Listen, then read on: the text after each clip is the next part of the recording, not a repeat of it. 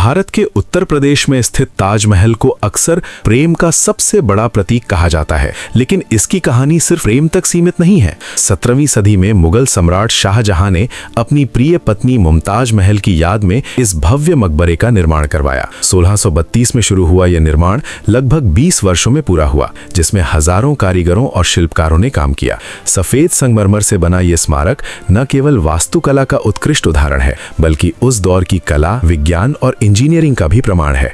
लेकिन ताजमहल की कहानी के पीछे राजनीति और सत्ता की जटिल परतें भी छुपी हैं। उस समय मुगल साम्राज्य अपनी शक्ति के चरम पर था और इतना विशाल निर्माण एक राजनीतिक संदेश भी था, साम्राज्य की समृद्धि और ताकत का प्रदर्शन। इतिहासकारों के अनुसार इस परियोजना में भारी खर्च हुआ, जिसने खजाने पर दबाव डाला। हालांकि इसके बारे में अतिशयोक्तिपूर्ण कथाएं भी प्रचलित है।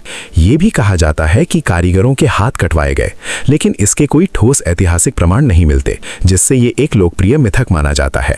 ताजमहल के डिजाइन में फारसी, इस्लामी और भारतीय वास्तुकला का अनोखा मिश्रण देखने को मिलता है। इसकी समरूपता, चारों ओर बने बाग और यमुना नदी के किनारे इसकी स्थिति इसे और भी रहस्यमय बनाती है। मुख्य गुंबद के नीचे स्थित कब्रें वास्तव में प्रतीकात्मक है, जबकि असली कब्रें नीचे के कक्ष में है, जो उस समय की परंपरा के अनुसार बनाई गई थीं। समय के साथ ताजमहल ने कई बदलाव देखे। मुगल साम्राज्य के पतन के बाद ये उपेक्षा का शिकार हुआ, लेकिन ब्रिटिश काल में इसका संरक्षण शुरू हुआ और इसे फिर से अपनी भव्यता मिली। आज ये स्मारक न केवल भारत की पहचान है, बल्कि पूरी दुनिया में प्रेम और सुंदरता का प्रतीक बन चुका है। ताजमहल की सच्चाई यही है कि ये केवल एक प्रेम कहानी नहीं, बल्कि शक्ति, कला और इतिहास का संगम है।